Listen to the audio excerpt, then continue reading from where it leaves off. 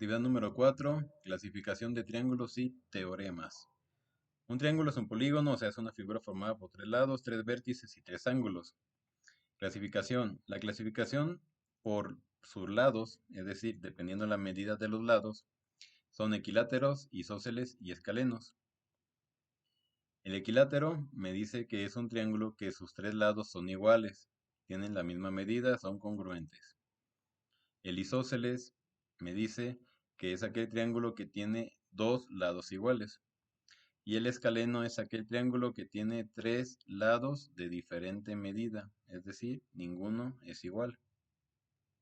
Entonces, tres iguales, dos lados iguales y ningún lado igual. Cuando hablamos de la clasificación de triángulos de acuerdo a sus ángulos ahora, bueno, existen rectángulos, existen triángulos rectángulos, triángulos acutángulos y triángulos obtusángulos. El rectángulo es aquel que contiene un ángulo recto, es decir, que ese ángulo mide 90 grados. El triángulo acutángulo tiene sus tres ángulos agudos, es decir, que cada uno mide menos de 90 grados. Triángulo obtusángulo es aquel que contiene un ángulo obtuso, es decir, que uno de sus ángulos mide más de 90 grados.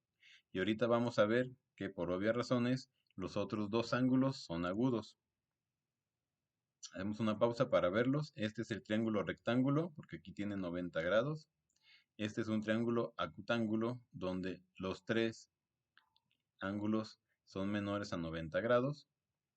Y el triángulo obtusángulo, donde uno de sus lados mide más de 90 y los otros dos, por obvias razones que ahorita vamos a ver, son ángulos agudos. ¿De acuerdo? Bien. Y me dice también que los triángulos que no son rectángulos se les denomina como triángulos oblicuángulos, es decir, aquellos que son acutángulos y obtusángulos también son denominados oblicuángulos. Esto es la clasificación de triángulos de acuerdo a sus ángulos. Los ejemplos que habíamos visto y vamos a pasar a los teoremas. Bien, un teorema tiene dos elementos en su estructura: la hipótesis, que es la que contiene los datos, y la tesis, que es la que se busca demostrar.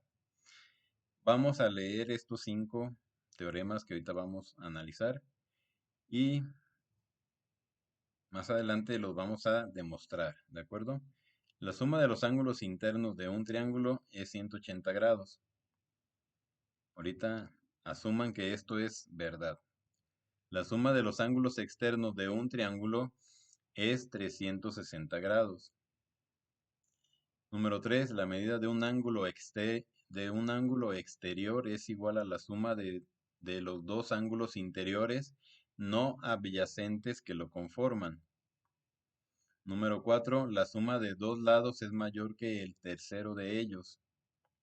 Y número 5. El ángulo mayor es opuesto al lado mayor. Y el ángulo menor se opone al lado menor. Bien. Aquí también nos menciona el teorema de Pitágoras, que ahorita no lo vamos a ver, eso es más adelante. Y bueno, hasta aquí es de la actividad 4, hasta aquí es la información que contiene. En las actividades que vamos a ver en línea, cuando nos conectemos, pues ya vamos a analizar esto, que es parte de sus actividades que me van a entregar.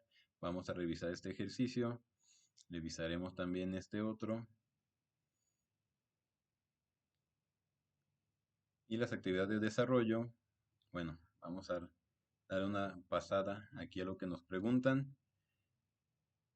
Vamos a analizar esta figura. Recordarán que esta ya la trabajamos en ocasiones anteriores, en actividades pasadas. Y la actividad de cierre la vamos a analizar. ¿A qué se refieren estas cantidades y qué tienen en común? ¿De acuerdo? Y hasta aquí sería su manual de la actividad número 4.